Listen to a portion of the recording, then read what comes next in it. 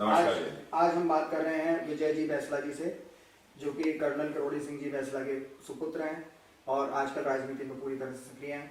नमस्कार सर। नमस्कार सर, सबसे पहले मैं आपका धन्यवाद करना चाहूँगा कि आपने हमारे साथ बात करने के लिए परमिशन दी। ये तो बहुत अच्छी बात है कि आप आए और विचार विमर्श करने का मौका मिला। सर, सबसे पहले हम आपसे ये पूछेंगे कि आपके पिताजी ने कई बार आंदोलन किए और उन आंदोलनों के चलते आपको आरक्षण भी मिला। उस आरक्षण से आप कितना संतुष्ट हैं? देखिए, संतुष्ट तो है। 73 हमारे लोग शहीद हुए, बहुत आसान काम नहीं रहा। कभी 1% आरक्षण मिला, फिर 5%, फिर कम हो गया, फिर फाइनली जाकर के 5% आरक्षण आज की तारीख में सुचारू रूप से चालू है। बच्चों की नौकरियां लग रही हैं। मैं इस बात से तो खुश हूं कि 5% आरक्षण चालू है और लड़कियों को नौकरियां लग रही हैं। लेकिन एक बात की बहुत बड़ी टीस है। टीस इस बात की है कि आप सोचिए कि जो आरक्षण लगता है 5%, उसके ऊपर फिर ये सरकार और ब्यूरोक्रेसी सिस्टम जो है ये रोस्टर सिस्टम लगा देती है। मतलब क्या कि अगर 100 नौकरियां लगी, ठीक है, और या मान लीजिए कि 1000 नौकरियां हैं और उसका 5% कितनी नौकरियां हुई?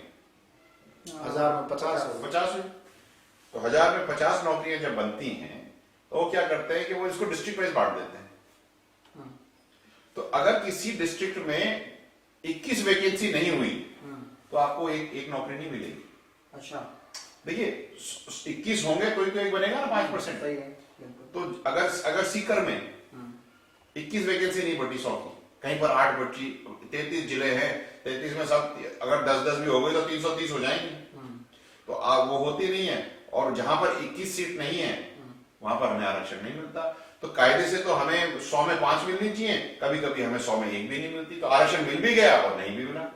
मतलब आप इससे संतुष्ट नहीं हैं? इस बात से तो मैं कतई संतुष्ट नहीं हूं। इसका क्या सॉल्यूशन होना चाहिए? सॉल्यूशन ये है, और बहुत सिंपल सॉल्यूशन है, और ये हमारे लिए नहीं, SC ST OBC सबके लिए लागू होना चाहिए। सबके रोस्टर लगता है। आप वैकेंसीज स्टेट लेवल पे गिनिए, 100 में 5 करिए, और जब 5 बंदे आ जाते हैं तो उनको जहां बांट दो। आप डिस्ट्रिक्ट वाइज क्यों कर रहे हो? सेंट्रलाइज होना चाहिए। स्टेट सेंट्रलाइज होना चाहिए। 100 में 5 आनी चाहिए, 5 को जहां बांटना है बांटो। आपने ये सिस्टम ने, मेरे को कहने में कोई शर्म नहीं है, सिस्टम ने आरक्षण देकर के आरक्षण नहीं देने की जो ये पदवी लगा रखी है ना, ये बदलनी चाहिए। हमारा अगला आंदोलन इन्हीं चीजों को लेकर के होगा। रोस्टर सिस्टम हमें नहीं चाहिए। अब मैं दूसरे सवाल पे आता हूँ जी। आपके पिताजी के जाने के बाद आपको किस तरह की तकलीफों का और कठिनाइयों का सामना करना पड़ा? देखो, जब किसी व्यक्ति के ऊपर से उसके पिता का साया चला जाता है, कठिनाइयां तो होती ही हैं। क्या होता है कि आदमी एक रात में एक बेटे से एक कर्णधार बन जाता है। तो वो जो ट्रांजिशन है वो तो सभी के साथ होता है। सामाजिक तौर पर मैं खुशकिस्मत हूं कि कर्नल साहब ने जो चीज हमें सिखाई, और उस सीख के साथ जब हम समाज में गए तो समाज ने दोनों हाथों से अपनाया है। समाज ने बहुत साथ दिया है और मैं जानता हूं कि समाज साथ देता रहेगा। आदमी के मन में सफाई होनी चाहिए, समाज के लिए कार्य करने की निष्ठा होनी चाहिए। समाज दोनों हाथों से उठा सकता है। मैं वही पूछना चाह रहा हूँ आपसे कि क्या समाज आज आपके साथ संगठित है? समाज संगठित भी है, और समाज हरदम उस व्यक्ति के साथ होता है जो समाज के साथ होता है, और हम समाज के साथ। समाज आपको आपके पिताजी जितना सम्मान और जहां मैं जाता हूं मुझे प्यार उतना ही मिलता है। और आपको मैं बताऊं, ये जो कड़ा है ये कर्नल साहब का है। ये जूतियां आप देख रहे हो टूटी पटी पड़ी हैं यहाँ से, ये कर्नल साहब की जूतियां हैं। ये साफा भी वही साफा है जो कर्नल साहब पहनते थे, मैंने खरीदा नहीं नया, मैं इसको साबुन से भी नहीं धोता। आप उनकी विरासत को ही आगे बढ़ा रहे हैं? मैं अपने पिता का बेटा हूं, और जो कार्य मेरे पिताजी ने करा उसको आगे बढ़ाना मेरी नैतिक जिम्मेदारी है, और समाज के लिए खड़ा रहना मेरा कर्तव्य भी है और मेरी खुशकिस्मती। अभी इसी विषय में मैं आपसे पूछना चाहूंगा कि अभी पुष्कर में हाल ही में एक घटना हुई जी, जो काफी अशोभनीय भी लगी। बिल्कुल। उस विषय में आप क्या कहना चाहेंगे? नहीं होनी चाहिए, बहुत गलत हुआ। क्या फिर हो- भी हुई। अब जो हो गई इसलिए तो कह रहे नहीं होनी चाहिए थी। हर एक चीज को करने की एक स्थान होता है। इस तरह से आप किसी मंदिर में नग्न नहीं नहा सकते, इस तरह आप किसी दाह संस्कार में गीत नहीं बजा सकते, उस तरह से किसी के अस्थि विसर्जन में राजनीतिक हल्ला गुल्ला नहीं करना। चलो वो जो भी है, हल्ला गुल्ला नहीं करना चाहिए, जूते नहीं फेंकने चाहिए। मैं इस पीड़ा से मैं गुजर चुका हूं और मैं ये नहीं चाहूंगा कि किसी और भी व्यक्ति को इससे गुजरना पड़े। अंत सबका होता है, अस्थि विसर्जन सबके होते हैं।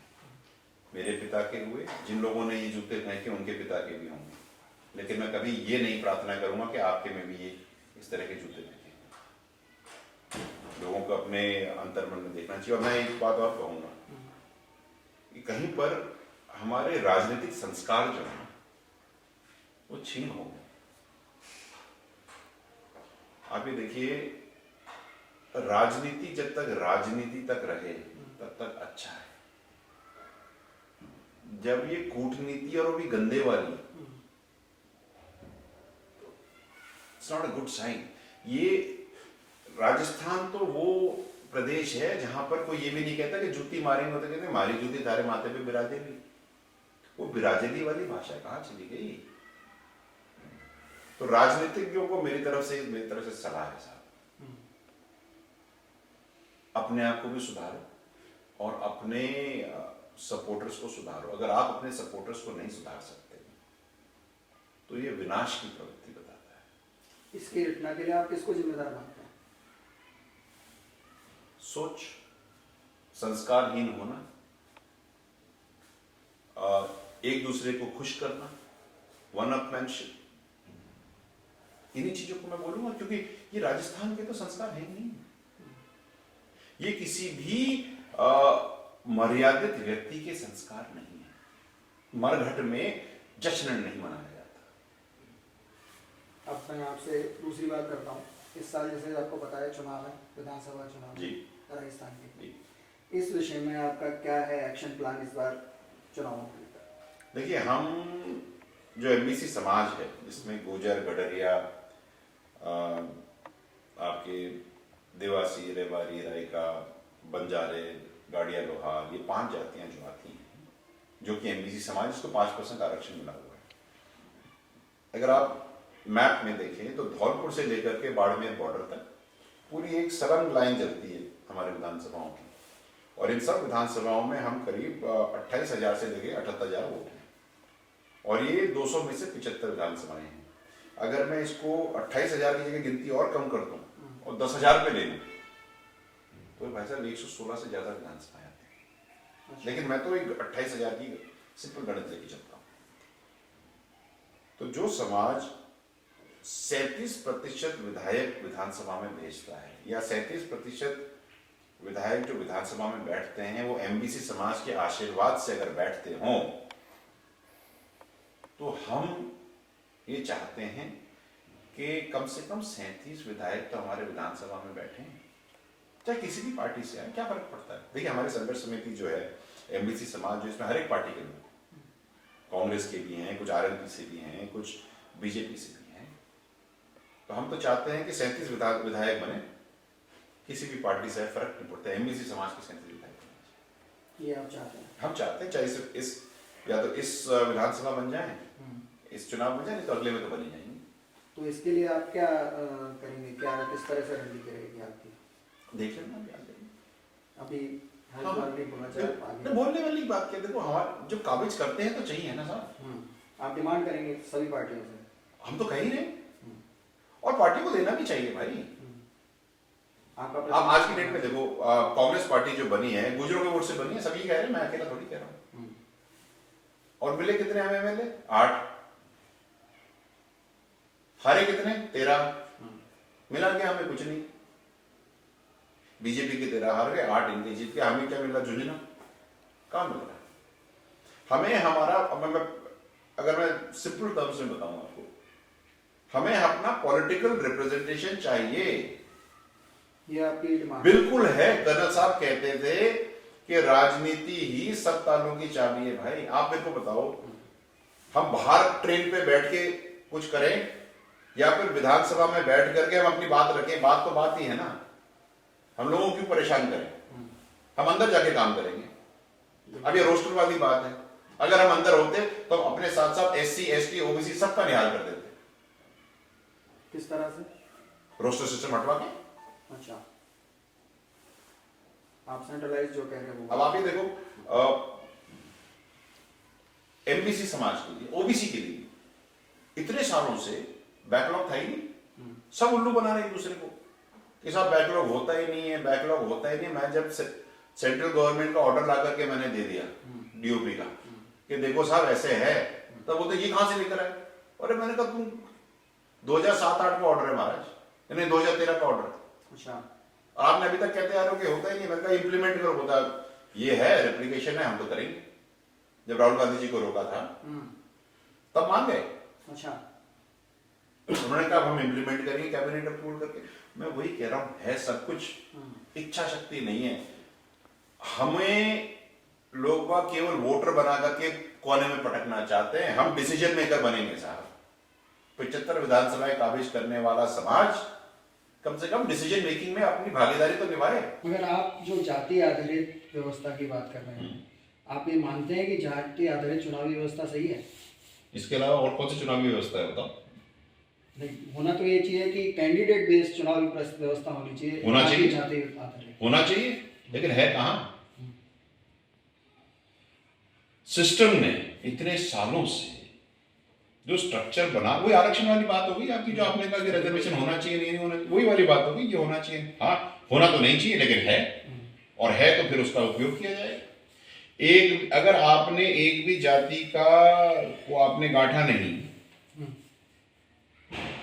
तो डगमगा गई ना दुनिया। बट ऐसा नहीं होना चाहिए कि सारी जातियों को उनको आपस में। अच्छा चलो, मैं आपसे एक प्रश्न पूछता हूं। जहां पर हम 78,000 हैं और हम गडरिया किस्म के व्यक्ति हैं, हम दबे कुचले हैं, तो लीडर कौन होना चाहिए? हमारे में से एक होना चाहिए या फॉर्च्यूनर में बिस्लरी का पानी पीने वाला जिसकी 3,000 जनसंख्या वो होना चाहिए? मुझे बता दो। नहीं, मेरे प्रश्न का उत्तर दीजिए। होना तो वो चाहिए ना जिसको ये नहीं पता भेड़ की मैंगनी में और बकरी की मैंगनी में फर्क क्या है, वो हमारा क्या न्याय करेगा। जिसको यही नहीं पता कि रोग किस तरह के होते हैं, जिसने कभी बाजरी, मीठी बाजरी और देसी बाजरी खाई नहीं, जिसने उपज करी ही नहीं, उसको क्या पता। जिसने कभी पढ़ा पहनी ही नहीं, उसको हमारी पढ़ा का दर्द कैसे पता चलेगा। मैं तो चाहता हूं, आप ये चाह रहे हैं, इसका मतलब मैं समझा कि ग्राउंड लेवल से जो आदमी जुड़ा हुआ है, जड़ों से जुड़ा है, उस आदमी को प्रतिनिधित्व करना चाहिए। नहीं, जिस समाज का रिप्रेजेंटेशन ज्यादा है उस आदमी के बंदे को आगे आप बताओ, मैं आपको 75 साल हो गए हमको इंडिपेंडेंट में, मोटा मोटा 75 साल में राजस्थान में एक भी गडरिये का MLA नहीं बना, एक भी गडरिये का MP नहीं बना गडरियों का, और एक भी पार्षद नहीं बना। पहला पार्षद बना इस बार महाराज 75 साल में, वो भी भरतपुर में, और वो भी इलेक्शन से नहीं जीता, मनोनीत हुआ है। अच्छा, विडम्बना समझो। दूसरी विडम्बना आपको बताता हूं, आपने लोहार देखे होंगे रोड के साइड में, गाड़ी जाते हो, फोटो खींची होगी, बच्चों ने कहा ओ मामा बहुत सो नाइस हो। वो इंसान नहीं है, उनका दर्द कौन देखेगा। अगर आप मुझसे दिल से पूछो ना, विधानसभा में एक MLA मनोनीत होना चाहिए। जो ये जीत के तो नहीं आ सकते साहब, लेकिन इनका भी तो दर्द है। वो तो MLC व्यवस्था में हो सकता है, MLA में। मुझे नहीं पता कैसी व्यवस्था में, मतलब व्यवस्था बनाई जाती है, व्यवस्था बनाओ। अरे कॉन्स्टिट्यूशन भी तो हमने ही बनाया है, एडिट कर दो। आज आरक्षण 50% से ऊपर हो गया ना, बिल्कुल 50% से ऊपर हो गया ना, EWS पे आरक्षण मिल गया ना, ठीक है। वो जितने भी चेंजेस हुए, ERCP का प्रोजेक्ट बन गया ना, काम तो होते हैं। अगर हम रूढ़िवादी तरीके से वो इसी चीज पे सोचते रहे कि आज तक नहीं हुआ, कल नहीं होगा, ईआरसी बैकलॉग मिला नहीं था ना, अब बात हो रही है ना। आज तक हनुमान बेनीवाल साहब प्रोटोकॉल में नहीं थे, लेकिन अब एक स्ट्रॉन्ग फोर्स बन के आ गए हैं ना राजस्थान में। आज तक आम आदमी पार्टी यहाँ पे थी नहीं ना, आने लगी ना। हम ये कहते हैं अभी तक तो हुआ ही नहीं साहब, तो हो ही नहीं सकता।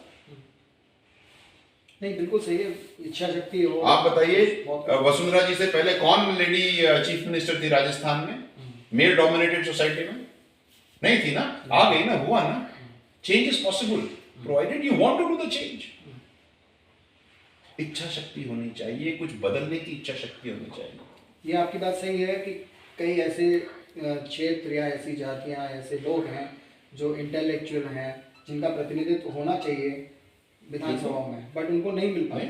तो उनके 15 साल से एमएलए बने, डेवलपमेंट खट क्या है? कुछ नहीं, छबड़ा चले। अब जाके देखो तो सही, क्या है ना, हम लोग कन्वीनियंटली चकाचौंध में जीते हैं, लेकिन राजस्थान तो पूरा का पूरा। अब आप मुझे बताओ, हम कहते हैं राजस्थान को हम डेवलप करेंगे, राजस्थान है क्या? लोगों का समूह तो है। तो सारा राजस्थान क्या जोधपुर में रहता है?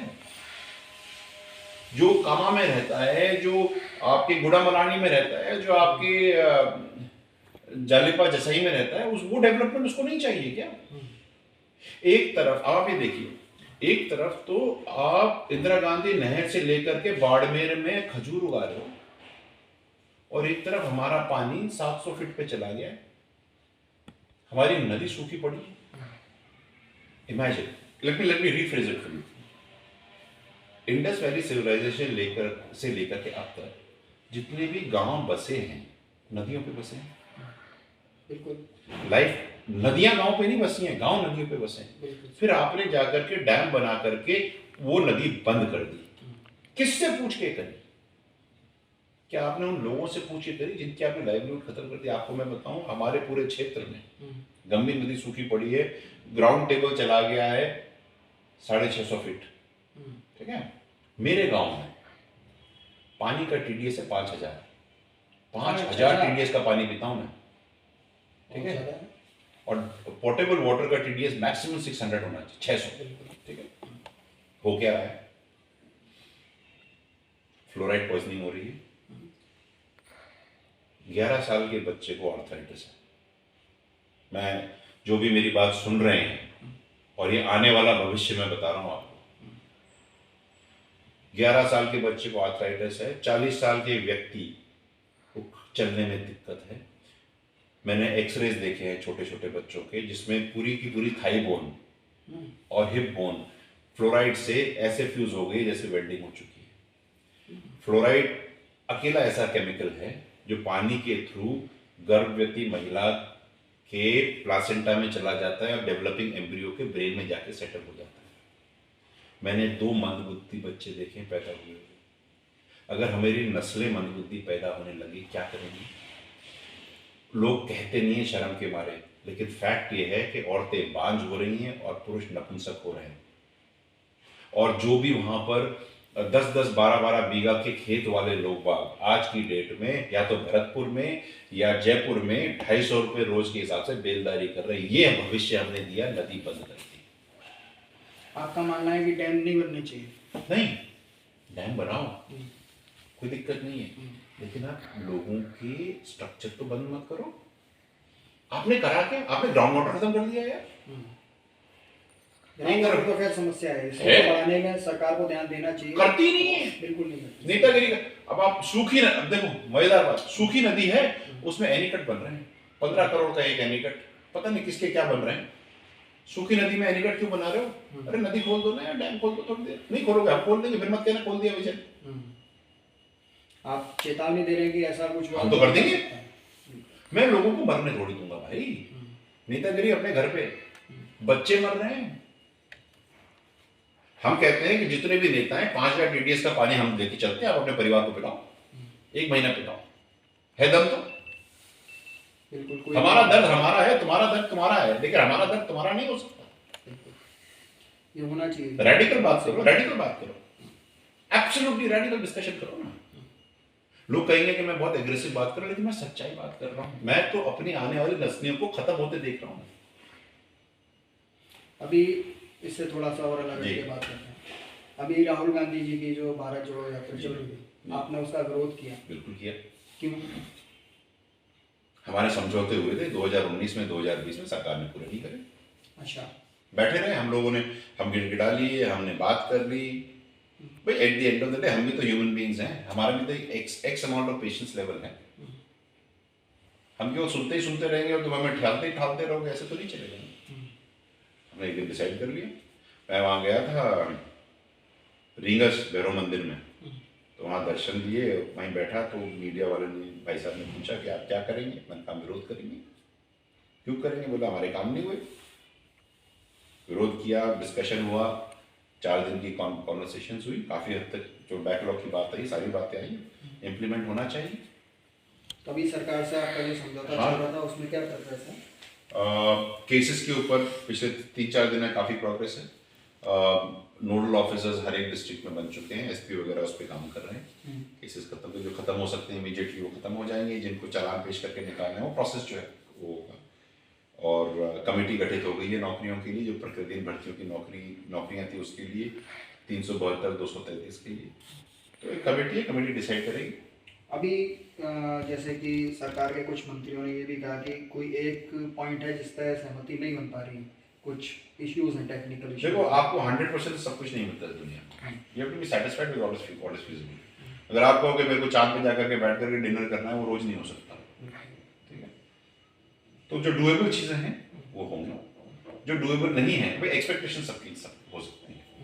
अब जैसे कि कुछ बच्चों की एक्सपेक्टेशन है कि जो एग्जाम हो गया उसमें मेरे को 35% करके थे, जो हो गया उसमें कुछ नहीं हो पाएगा। जो मूविंग अहेड, सरकार ने कहा है कि मूविंग अहेड हम लोग नोटिफिकेशन निकालेंगे और आगे से सारी नौकरियों में 35% का कट ऑफ कर दिए, 5% कम कर दिया। ठीक है, पॉजिटिव है, लॉजिकल होना चाहिए, एडमेंट नहीं होना चाहिए, एरोगेंट नहीं होना चाहिए। तो वो एक मांग क्या है, वो आप बता सकते हैं हमारे? यही थी।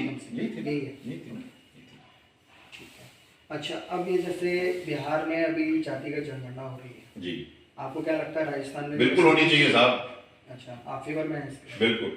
इससे समाज का ढांचा तितर बितर नहीं होगा? क्यों होगा तितर बितर? बताओ। आप जब जातीय प्रमाण पत्र बनाते हो, बनाते ही हो ना, जाति प्रमाण पत्र बनता है, बिल्कुल सही। हाँ? तब तो होता है। तो अभी राजस्थान में आप मांग कर रहे हैं कि ऐसा होना चाहिए? आपने मुझसे पूछा ये होना चाहिए या ना होना चाहिए, मैं कहा होना चाहिए। होना चाहिए। अब कब होगा क्या होगा वो समय बताएगा, लेकिन अगर आप मेरे इंडिविजुअल पूछोगे तो हाँ होना चाहिए। क्यों नहीं होना चाहिए? जब ये जाति प्रधान देश है, हर जगह जातियों के समीकरण बनाए जाते हैं। कोई कहता है कि इस बार XYZ समाज के हमने इस पोजीशन पे ये खड़े कर दिया, हमने अखबार लिखता है कि इस बार अमुक पार्टी ने जातीय समीकरण साध लिए। तो जब सब कुछ ही जातियों पे हो रहा है तो गिन भी लो ना भाई, गिन भी क्या दिक्कत है? अब मैं ये पूछना चाह रहा हूँ कि जो भाजपा की क्या स्थिति समझते हैं आप? भाजपा में है, भाजपा की स्थिति क्या है इन आगामी चुनाव में? स्ट्रॉन्ग स्थिति है, बहुत स्ट्रॉन्ग स्थिति। Social media is 1% of the 10% of the whole media. बहुत सारी चीजें, आप जैसे ये अपना इंटरव्यू है, ये सोशल मीडिया पे भी डलेगा, लोग देखेंगे, मेरी ये बात भी सुनेंगे। मैं तो जहां मौका मिलता है मैं सब लोगों को कहता हूँ भैया सोशल मीडिया बंद करो। अनर्गल सोशल मीडिया पे लिखना मैं पहले कौन करूँगा, मुझसे ज्यादा इसमें कोई नहीं बता पाएगा आपको। मतलब आज की आप जो भी चीज सोशल मीडिया पे लिखते हो ना, वो डिजिटल मीडियम पे परमानेंट फिक्सचर हो जाता है। तो सपोज मैं आज 18 साल का हूँ और मैंने सेंट्रल गवर्नमेंट की किसी पॉलिसी के ऊपर या सरकार की किसी पॉलिसी के ऊपर या किसी चीज के ऊपर नेगेटिव लिख दिया या कुछ एंटी इंडिया लिख दिया, एंटी किसी चीज के लिए लिख दिया, तो कल की तारीख में मैंने सपोज मैंने कहा कि रिबॉक के जूते अच्छे नहीं है, यूजलेस जूते नहीं है, फलाने नेगेटिविटी है, मैंने किसी कम्युनल डिसहार्मनी की बात कर दी, कुछ भी कर दी, या किसी विमेन के ऊपर मैंने नेगेटिव कमेंट्स डाले, कुछ भी करा, मेरी नेगेटिविटी वाली क्रॉस। और मैं ये करता आ रहा हूँ, देखता आ रहा हूँ कि आजकल जैसे अपन सीवी देते हैं किसी को, तो सीवी में आपसे वो सोशल मीडिया हैंडल भी मांगते हैं और फिर वो गूगल में डाल देते हैं और वो आपको पूरा का पूरा एनालिसिस दे देता है आदमी का बिहेवियर पैटर्न क्या है। किस चीज पे बंदा कैसे रिएक्ट करता है, कैसे इंटरेक्ट करता है, कितना नेगेटिव है, कितना पॉजिटिव है, कौन कौन सी कंट्रीज की चीजें देखता है, क्या नहीं देखता, सब कुछ। ओके, तो इस माध्यम से आप बताना चाहेंगे युवाओं को? मैं युवाओं को ये बताना चाहता हूं कि बावले मत बनो। अपने सोशल मीडिया अकाउंट को अपने बैंक अकाउंट के पैसों की तरह इस्तेमाल करो। जितनी सच्चाई और सिक्योरिटी के साथ उसको करते हो, अनर गलर पोस्ट मत करो भाई, क्योंकि वो पोस्ट कभी डिलीट नहीं होगी। तुम अपने सिस्टम से भी डिलीट कर दोगे ना तो वो डिपॉजिटरी में रहेगी। अपन कहते हैं ना एसएमएस मैंने भेज दिया, उसको मैंने डिलीट कर दिया, कुछ नहीं, 3 महीने तक एसएमएस डिपॉजिटरी में रहता है। जैसे व्हाट्सएप मैसेज आज भेजता है आदमी, कोई डिलीट, आप कुछ भी डिलीट कर लो, सिस्टम में रहेगा, सिस्टम में तो बिल्कुल। तो वो कभी कोई सीवी देगा युवा, उसका सारा निकाल देगा। आ जाएगा। व्हाट्सएप तो खैर फिर भी प्रोप्राइटरी है, सोशल मीडिया पे चले जाओ, फेसबुक पे चले जाओ। आजकल कंपनीज हैं जो सोशल मीडिया एनालिसिस करके आपका बैकग्राउंड चेक जिसे बोलते हैं, बैकग्राउंड प्रोफाइलिंग से सीनियर मैनेजमेंट में सबकी प्रोफाइलिंग होती है।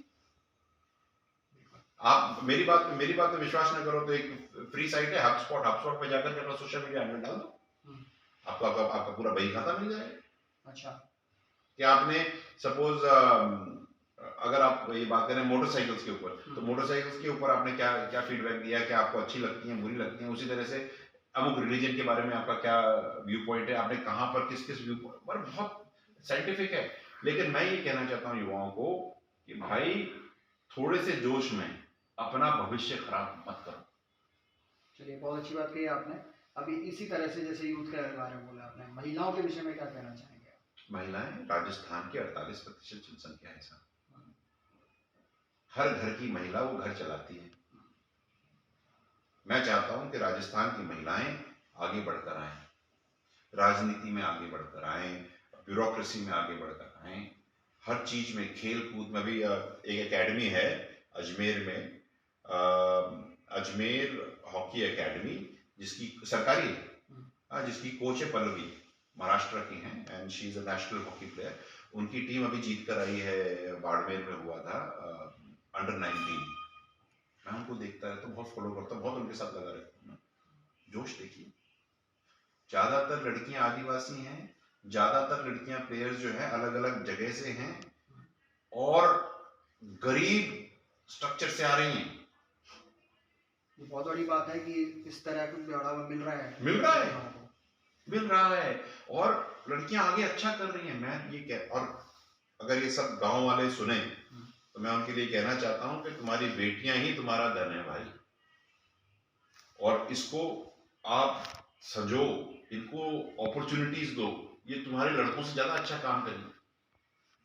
छोरे तो इधर उधर घूम लेते हैं, लेकिन आपकी लड़कियां, अगर आप इनको अच्छा डायरेक्शन दो, बचपन में शादियां मत करो, हाथ जोड़ता हूं मैं, बस लड़कियों को पढ़ाओ।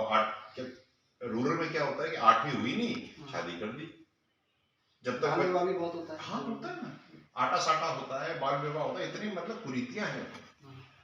इसके ऊपर सरकारें कुछ नहीं करती। सरकार कर क्या सकती है इन कुरीतियों में? बात तो करें, दीवार के ऊपर लिख देना कि बाल विवाह रोक दो, उससे थोड़ी काम होता है, जाके बात करनी पड़ती। एक भी आदमी बता दो मुझे आपका मिनिस्टर जिसने जाकर के कहा मत करो बाल विवाह। राजनीतिक मजबूरी है। आप बताओ, पूरे अजमेर से लेकर के भीलवाड़ा तक हर जगह अमल का उपयोग होता है? होता है ना। किसी भी पॉलिटिशियन ने जाके अभी तक बोला मत करो? वो तो कहते हैं हाँ ये ले लो साहब, लेकिन फोटो में मैं नहीं आना चाहिए। मैंने खुद देखा नहीं। बहुत बड़ी बात है कि आप इतनी साफ वही से, मैं तो सफाई कह रहा हूँ।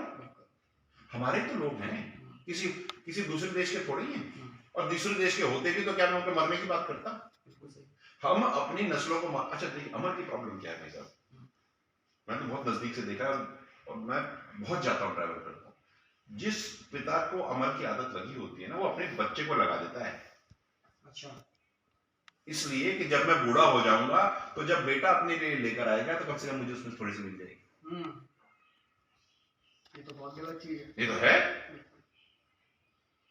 ये है।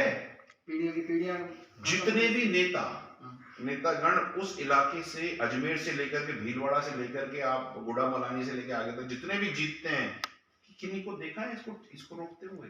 आज तक कोई बात ही नहीं की। मैं कर रहा हूँ, आप बात कर रहे हैं। मैं कर रहा हूँ बात, क्यों नहीं करते बात? और युवा जो नई पीढ़ी का जो 18 से 23 का लड़का आ रहा है ना, वो कह रहा है कि अपने बाप मैं तो पीऊंगा नहीं, भाई तू भी मत। बिल्कुल, ये होना चाहिए। ये हो रहा है, मैं वही तो कह रहा हूँ, बदलाव शुरू हो गया है, इन्फॉर्म्ड सिटीजन है, इससे हमें बात करनी चाहिए। आप समाज में ये संदेश देते रहते हैं? हाँ, सबसे बात करता हूँ अब इस चीज में मैं तो ये भी कहता हूँ गुटखा मत खाओ। बहुत अच्छी बात है, गुटखा नहीं खाना चाहिए। नहीं खाना चाहिए, जो मेरे साथ जो गुटखा खा के आता है मैं उससे बात नहीं करता 5 मिनट। अच्छा, रूल है मेरा। बहुत अच्छी बात करते हैं। क्यों करूँ मैं? अगर एक गुटखा का पैकेट 5 रुपए का आता है, दिन में 5 पुड़िया खाते हैं, 5 पंजे 25, 25 गुना 30, कितना हो गया साहब? 750 रुपये। 750 रुपए। 750 रुपए रिचार्ज कर लेना अपना फोन। गुटखा क्यों खा रहा है? बहुत अच्छी बात। आप एक सिगरेट करीब 25 रुपए की आती है मेरे ख्याल से, 20 से 25 की आती होगी। मैंने कहा अभी बंदा अगर 5 सिगरेट पीता है तो 100 रुपए की सिगरेट तो रोज की होगी। 3000 रुपए की सिगरेट पी ली, 3000 रुपए के बादाम गुड़ खा ले यार। बहुत अच्छी विषय है, बहुत अच्छी बात है। शुरुआत तो घर से करनी पड़ेगी ना। बिल्कुल, बहुत अच्छी विषय। अब मैं थोड़ा अलग हट के बात करता हूँ कि इन चुनावों में आपको क्या लगता है कि सीएम कौन बनेगा? क्या फर्क पड़ता है? नहीं, कोई फर्क नहीं पड़ता। भाजपा में है तो आप चाहेंगे भाजपा से सीएम बने? नहीं, मैं तो भाई जो जीतेगी उसी का सीएम बने। मैंने कहा भाजपा जीतेगी। हमें क्या चाहिए? और अगर आप भी राजस्थान से, मैं भी राजस्थान से हूँ, और मैं एक आम आदमी की तरह अगर इसका जवाब दूं तो मेरे को क्या फर्क पड़ता है? नहीं, फर्क तो बहुत पड़ता है। मैं बताता हूं फर्क क्या पड़ता है। हमें क्या चाहिए? हमें व्यक्ति चाहिए या गवर्नेंस चाहिए? गवर्नेंस चाहिए, कोई भी करे, बट उसके लिए वो काबिलियत और वो चीज होनी भी तो चाहिए, विजन होना चाहिए, सब चीज होनी चाहिए। आप कैसे कह सकते हो कि जो बंदा आने वाला है वो नहीं होगा? नहीं, कह तो किसी के लिए भी नहीं सकते, बट एक चेहरा भी होता है। कौन चेहरा बताओ? जिसको लेके चुनाव में चला जाता है। जरूरी नहीं है, जरूरी नहीं है। आज की चलो एक बात बताएं, अगर आपने उसको अलग से एक डिफरेंट पर्सपेक्टिव में बात करना है। A state is a geographical boundary. तो हम एक बात करें कि ये स्टेट नहीं है, ये कंपनी है। वैसे ही काम करती है, बजट वैसे ही होता है, ऑपरेशनल काम होते हैं, स्ट्रक्चर होता है, हर एक डीओपी है, वैसे एचआर होता है, सारे काम होते हैं, और आपके पास कंज्यूमर भी होता है, सब है। क्या फर्क पड़ता है सीईओ कौन है? अगर आपका स्ट्रक्चर अच्छा है, आपके एसओपीज और एसएलएस अच्छे हैं, अगर आपका काम करने का तरीका अच्छा है, गुड गवर्नेंस है, तो टॉप पे कोई भी बैठे। बट ऐसा है नहीं ना, सरकार में होता यही है कि जो सीएम चाहता है वो सब सरकार उसी तरह से चलती है। तो आप क्या कहना चाह रहे हो कि अगर सपोज जैन साहब अगर सीएम बन गए तो क्या आप अच्छी तरह नहीं चलाओगे? डिपेंड करता है, चीज का ध्यान आदमी की सोच से डिपेंड करता है, चीज- सरकार उसी मंशा से चलती है। नहीं, मैं नहीं। जब कोई व्यक्ति, ये तो कहने की बात है, जब कोई व्यक्ति एक जिम्मेदार पोजीशन पे बैठता है तो उसकी सोच, काम करने का तरीका उस जिम्मेदारी के हिसाब से बदलता है। ये होता है, ये बट नेचुरल है। और अगर हम कह रहे हैं कि भाजपा की सरकार बनेगी, तो आप क्या कह रहे हैं कि भाजपा इतनी कमजोर थोड़ी है कि एक नॉन लीडरशिप वाले को लीडरशिप देगी? अरे बहुत अच्छे लीडर्स हैं भाजपा। कई लीडर्स आप कह रहे हैं, एक बहुत है, everybody is a great leader. Okay, और everybody is a great leader. Congress की सरकार आई तो ढूंढना भी आ रहा था, क्या दिक्कत है उसमें? The state needs good governance. आप मेरी बात समझिए। बट उसमें जैसे कांग्रेस की सरकार आती है तो आपकी पसंद क्या रहेगी, गहलोत या सचिन पायलट? मेरे को क्या फर्क पड़ रहा है? मेरे गवर्नेंस दो। सचिन पायलट मेरे को आपकी जाति के हैं, किसी की, तो क्या फर्क पड़ रहा है? आप मेरी बात समझिए। अच्छी बात है, बन जाए सचिन, तो इंदिराज को बना दो, मेरे हिसाब से शकुंतला को बना दो, अशोक चांदना को बना दो। समाज की बात आ रही है, एक व्यक्ति विशेष के पीछे क्यों दौड़ रहे हो? Why always Sachin? Why not somebody else? Why not जो जो बच्चे अभी आईएएस बने उनको हटा करके लगा दो? किसने रोका इसको? एक आदमी के पीछे दुनिया बावली क्यों हो रही है? और गहलोत जी और सचिन जी की लड़ाई तो उनकी इंडिविजुअल पायलट का आर्गुमेंट, पायलट का क्या हो, कांग्रेस का आर्गुमेंट है, वो कांग्रेस शॉर्ट आउट करे। हमें तो गवर्नेंस चाहिए भाई।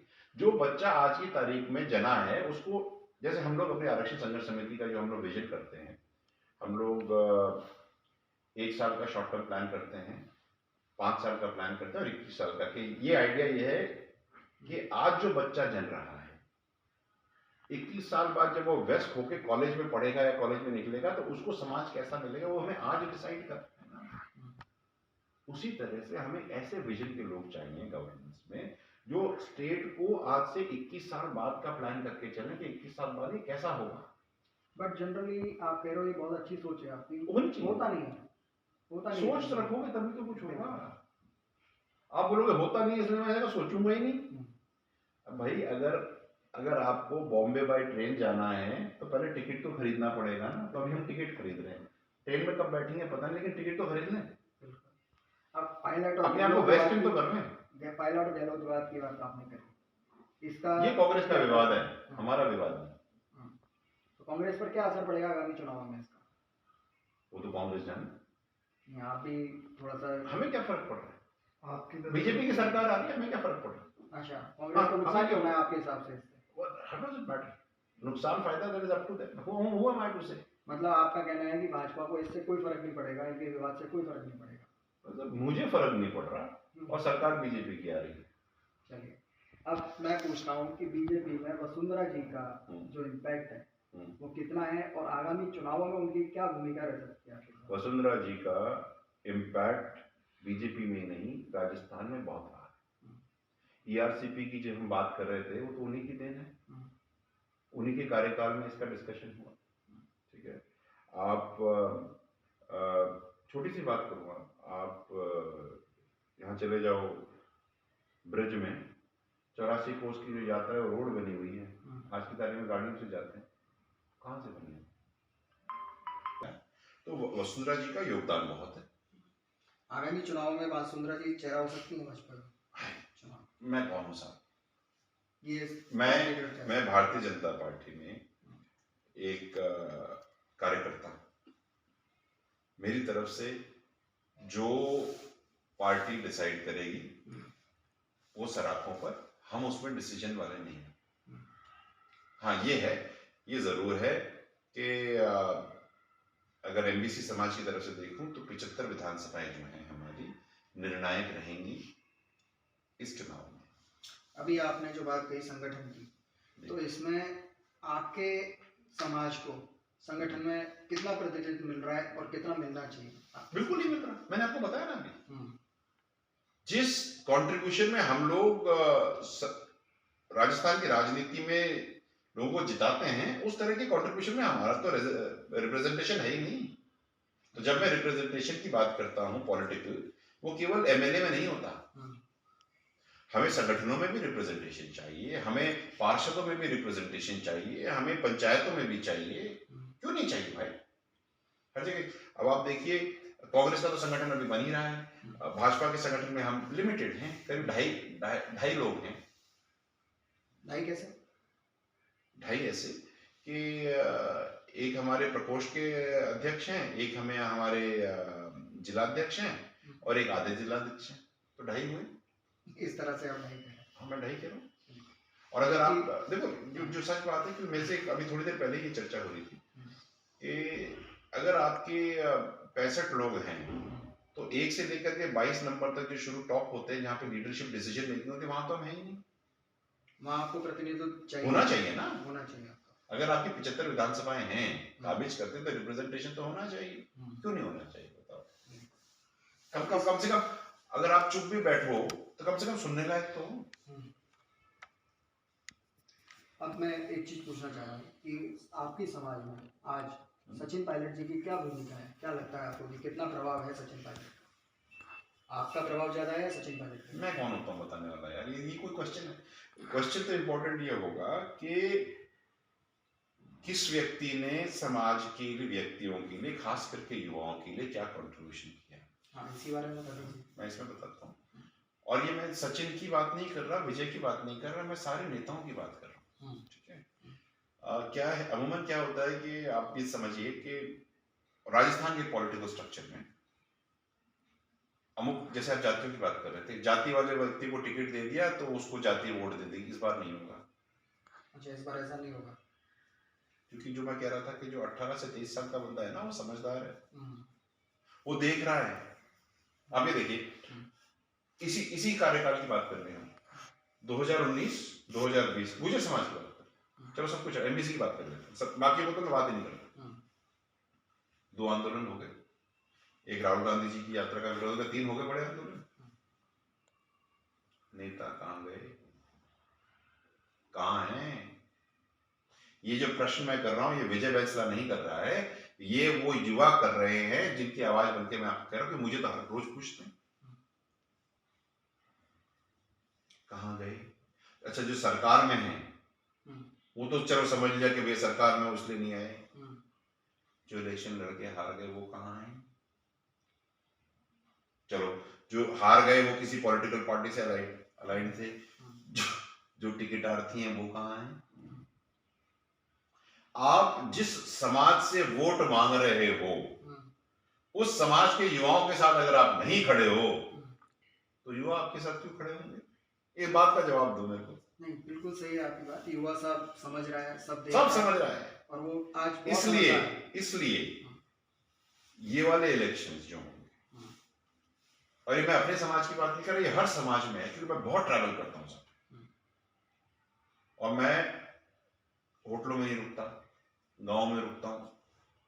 स्कॉर्पियो में मेरी एक स्कॉर्पियो है टूटी फूटी सी, उसके अंदर मेरा सामान पड़ा हुआ है, और एक स्लीपिंग बैग है, और एक वो है सामान, टूथब्रश टूथपेस्ट, 4 कुर्ते हैं, और गांव में रुकता हूँ, लोगों से बात करता हूँ, महिलाओं से उनके चूल्हे पे बैठ के बात करता हूँ। जो बातें मैं आपको कह रहा हूँ ये ग्राउंड की फीलर है, हम समझ नहीं रहे क्योंकि हम ग्राउंड पे जा नहीं रहे। सर्वे से वही बात समझ में आती है, चौपाल का आदमी बोलता है, चूल्हे पे बैठी हुई महिला जो सबको रोज दिन में 2 बार रोटी बांटती है, वो क्या सोच रही है, ये तो कोई सोच ही नहीं रहा। ये बहुत बड़ी बात कही आपने कि ग्राउंड रियलिटीज पे आज नेताओं का बहुत कम प्रभाव है ही नहीं। अब आपकी चुनाव के लड़ने के विषय में क्या विचार है आपका? देखिए, मैं इलेक्शन लड़ूंगा, समाज अगर इलेक्शन लड़ेगा तो, क्योंकि विजय बैंसला इलेक्शन नहीं लड़ेगा, मैंने समाज का दायित्व ले रखा है आरक्षण संघर्ष समिति करण साहब की तरफ से, तो अगर पार्टी टिकट देती है तो लड़ेंगे, पार्टी टिकट नहीं देती है तो ठीक है। हाँ, लेकिन सबको ये समझना चाहिए कि विजय बैंसला इलेक्शन नहीं लड़ेगा, समाज इलेक्शन लड़ेगा। मतलब ये चुनाव आप लड़ेंगे, वो समाज लड़वाएगा आपको, आप अपने आप से नहीं लड़ेंगे, आप ये ऐसा कहना चाह रहे हैं? नहीं, समाज कहीं रहा, समाज तो मेरे को हर जहां भी मैं जाता हूँ, बात ये आती है कि साहब आप इलेक्शन लड़ो, विधानसभा में जाओ, आप बाहर जाकर के इतना कर रहे हो, अंदर से बैठ के तो थोड़ा कर लो, समाज को प्रतिनिधित्व मिलना चाहिए। समाज see that is exactly what I'm trying to say। खड़े नहीं हो रहे लोग बात समाज के, समाज में इस बात की टीस है, विधानसभा में आवाज ही नहीं उठती, लोकसभा में आवाज नहीं उठती। पीड़ा देखो, पीड़ा हमारी कि हमारी 9वीं अनुसूची की बात जो करी वो मनोज राजौरिया ने करी। अच्छा, समाज की किसी व्यक्ति ने 0 आर में तो बोल दिया, तो उससे क्या फर्क पड़ रहा है, 0 आर में कुछ भी बोल दो, पीड़ा समझ रहे हो आप? बिल्कुल सही। मेरी भी तो पीड़ा है, इसलिए मैं कहता हूं कि आपके जो लोकसभा में जो 25 लोकसभा है उसमें से 12 लोकसभाएं हम काबिज करते हैं। 12 लोकसभाओं में आपका प्रभाव है तो 16 में, लेकिन मैक्सिमम 12 में। ओके।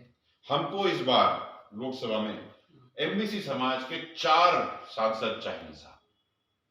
4 सांसद चाहिए या 4 टिकट चाहिए? 4 सांसद चाहिए। आप तो हमें टिकट दे दो, सांसद हम बना देंगे। अच्छा, हाँ, आप कह रहे हो कि अगर आपको टिकट दे दी जाए, जो अरे बैठे बैठे कल 10 बजे कंफर्म जीत बता रहे हैं? 10 बजे। चलिए, बहुत बढ़िया बात है। आप मैं इसलिए बताता हूँ, वोट से ही होता है ना। आपने कभी वोट टिकट दी? राजस्थान मूल के व्यक्ति को आपने एमबीसी समाज के किसको टिकट दिया? कोई नहीं है। देवासी समाजों में देख लो, उसमें देख लो, आपके 2 एमएलए आते हैं, एक कांग्रेस से एक बीजेपी से, उनकी 11 सीटें हैं। एक आपके ओटाराम देवासी जी आते हैं, एक आपके रतन देवासी आते, चौथा कहां है? तो तीसरा कहां है? गडरिया आते नहीं, गुजरों में एक 10 दे देता है, एक 13 देता है, और हम भी 7% से ऊपर है। राजपूत समाज में देखो 43 टिकट मिलते हैं। क्यों? वहीं से मिलते हैं जहां बाहुल है। जहाँ बाहुल है वहां से ही राजपूत समाज को टिकट देते भाई हैं। फ्यूडल सिस्टम था ना पहले, हम्म, कि राजपूत हो गए, जाट हो गए। मैं विरोध नहीं कर रहा, क्योंकि हम्म, जो फैक्ट है वो तो बोलना पड़ेगा ना भाई। हम्म। अग्रवाल समाज के आते हैं, But- बंसल। अब मुझे बताओ राजा खेड़ा में कौन है एमएलए? राजा के राज से अभी शायद वो है अपने रोहित बोरा। रोहित। कितने वोट है उनके? और गडरिया कितने हैं और गुजर कितने हैं? अब मुझे बता दो क्या कर रहे हैं मैंगनी में फर्क पता है? मुझे तो नहीं पता। मुझे नहीं पता, गलत कर रहा हूं। बिल्कुल। मैं इंडिविजुअल्स में नहीं जाना चाहता, लेकिन फैक्ट ये है कि जो समाज है उसकी पीड़ा समझने वाला तो कोई हो। चलिए, मालधारी समाज की पीड़ा किसने रखी? मालधारी समाज प्रेडोमिनेटली आपका देवासी समाज की कांग्रेस होती है। अच्छा। हाँ, और आपको मैं एक बात और बता दूं, हम लोग गुर्जर समाज को राजस्थान का समझते हैं ना। मैं आपकी स्प्रेड समझाता हूं। देवासी और एमबीसी और गुर्जर सौराष्ट्र तक गुजरात में पूरे यही हैं। गुजरात में काफी हैं। आंशिक महाराष्ट्र नासिक तक गुर्जर भरे पड़े। आपका पूरा एमपी है, मेरी तो वाइफ ही मध्य प्रदेश से है, ठीक है। फिर आप आ जाओ यूपी, गुर्जर हैं, ठीक है। हरियाणा गुर्जर हैं, पंजाब में गुर्जर है साहब, पगड़ी पहनते हैं लेकिन गुर्जर हैं। कश्मीर में है बकरवाल, हिमाचल में है। आपकी जो कौन सी सीट है जहां से वो राहुल जी लड़ते हैं हर बार? अमेठी सीट के ऊपर करीब मिलते हैं। और यही नहीं, पाकिस्तान में है, अफगानिस्तान में। मैं 3.5 साल अफगानिस्तान रह गया, खूब मिलके आया लोगों से। बट वो तो कन्वर्टेड हो चुके ना। गुर्जर तो है, तो कन्वर्टेड से क्या मतलब है? गुर्जर है, वो मानते हैं अपने आप को। हम बिल्कुल कहते हैं, अच्छा। बिल्कुल, और गर्व से कहते हैं गुर्जर, वहां तो गुर्जर कहते हैं। अच्छा। मैं 3.5 साल रह गया, मेरे अच्छे मित्र हैं सारे। चलिए, बहुत बढ़िया लगा आपसे बात करके। आपने बहुत ही बेबाकी से अपनी बात रखी। बहुत बहुत धन्यवाद आपका। Thank you so much. मैं Vineet Jain, News Flash channel से। बहुत बहुत धन्यवाद हमारे दर्शकों का। आज के लिए धन्यवाद।